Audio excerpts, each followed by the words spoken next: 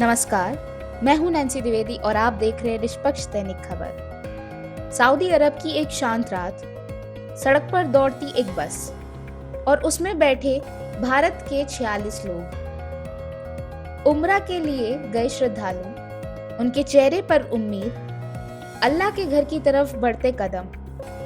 लेकिन किसे पता था कि कुछ ही मिनटों में ये सफर जिंदगी का आखिरी सफर बन जाएगा। आज हम बात करने जा रहे हैं सऊदी अरब के उस दर्दनाक हादसे की जिसने एक साथ 46 भारतीय परिवारों के घर में अंधेरा ला दिया। बस मक्का से मदीना जा रही थी। उम्रा पूरा करने के बाद मदीना जाना एक भावनात्मक सफर होता है। उस बस में सवार लोग कई पहली बार विदेश आए थे, तो किसी ने जिंदगी भर की कमाई जोड़कर टिकट खरीदी थी, तो कोई दुआएं पढ़ने जा रहा था। रात का समय था, थकान की वजह से काफी लोग सो चुके थे। कुछ दुआएं पढ़ रहे थे तो कुछ खिड़की के बाहर अंधेरी सड़कें देख रहे थे। हर किसी के मन में सिर्फ एक ही ख्याल था, मदीना पहुंचकर रोज़ा-ए रसूल की जियारत करनी है। और फिर अचानक सामने से आ रहा डीजल टैंकर तेजी से डगमगाया। बस ड्राइवर को कुछ समझ नहीं आया। एक पल, एक भयानक आवाज, और फिर बस आग की लपटों में घिर गई। टक्कर इतनी जबरदस्त थी कि आग बस से आगे से पीछे तक फैलने में केवल कुछ ही सेकंड लगे। अंदर बैठे लोग कुछ समझ पाते उससे पहले ही धुआं और लपटें सब तरफ फैल चुकी थी। कई यात्री नींद में थे, उन्हें यह भी नहीं पता चला कि आखिर हुआ क्या है। अंदर धुआं, चीखें, टूटी सीटें, गिरते बैग और झुलसती गर्मी। खिड़कियां इतनी गर्म कि हाथ भी नहीं लगाया जा सके। कुछ लोग खिड़की तोड़ने की कोशिश कर रहे थे, लेकिन आग इतनी तेज थी कि कुछ ही सेकंड्स में इंसान जल सकता था। इस भयानक हादसे में 46 भारतीयों की मौत हो गई। इनमें महिलाएं, बच्चे और बुजुर्ग भी शामिल थे। तेलंगाना के कई जिलों में मातम छा गया।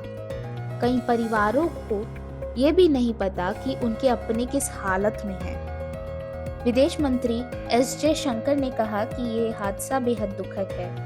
सऊदी अरब में भारतीय दूतावास लगातार काम कर रही है और परिवारों की मदद कर रही है। हैदराबाद के सांसद असदुद्दीन ओवैसी ने कहा कि वे भारतीय दूतावास के संपर्क में हैं और जो जानकारी मिलेगी परिवारों तक पहुंचा दी जाएगी। तेलंगाना सरकार ने भी स्थिति पर लगातार नजर रखी हुई है। एक महिला अपने पति के साथ उम्रा करने आई थी। उसने एयरपोर्ट पर अपनी बेटी से कहा था, अल्लाह से तेरे लिए दुआ करूंगी। उसे क्या पता था कि वह उसका आखिरी सफर होगा। एक बुजुर्ग पिता अपनी बेटी के साथ गया था, आखिरी बार मक्का मदीना की जियारत कर लूं, लेकिन वह अपने गांव कभी वापस नहीं लौट पाया। एक बच्चा पहली बार हवाई जहाज में बैठा था। उसने कहा था, मुझे मदीना से एक टोपी चाहिए, लेकिन वह टोपी कभी नहीं मिल पाई। इन 46 लोगों में से हर एक की कहानी अपने आप में दुखद है। प्रारंभिक रिपोर्ट्स के अनुसार टैंकर गलत लेन में आया, बस ड्राइवर को संभालने का मौका ही नहीं मिला। टक्कर बस के बीच वाले हिस्से में हुई। डीजल फैलने की वजह से आग तेजी से फैली। अगर टक्कर बस के पीछे या आगे होती तो नुकसान कम से कम होता, लेकिन बीच में टकराने से आग ने पूरी बस को घेर लिया। सऊदी अरब की पुलिस सीसीटीवी फुटेज और तकनीकी जांच कर रही है। हादसे के बाद सऊदी पुलिस और सिविल डिफेंस तुरंत पहुंची, लेकिन जब तक टीम्स पहुंचती बस लगभग पूरी तरह जल चुकी थी। एक ही व्यक्ति को जिंदा निकाला जा सका, बाकी यात्रियों के शरीर बुरी तरह जल गए। पहचान के लिए डीएनए सैंपल्स लिए गए हैं। इस हादसे की चर्चा गल्फ देशों में लगातार हो रही है। उम्राह बसों के हादसे पहले भी हुए हैं, लेकिन इस पर संख्या ज्यादा है।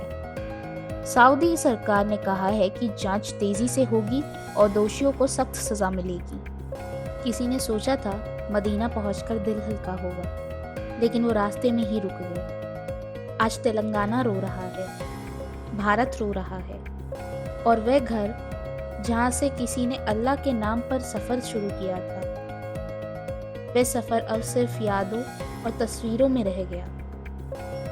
ईश्वर उन सभी की आत्माओं को शांति दे और उनके परिवारों को यह दुख सहने की ताकत दे। मैं हूं नैन्सी द्विवेदी और आप देख रहे हैं निष्पक्ष दैनिक खबर।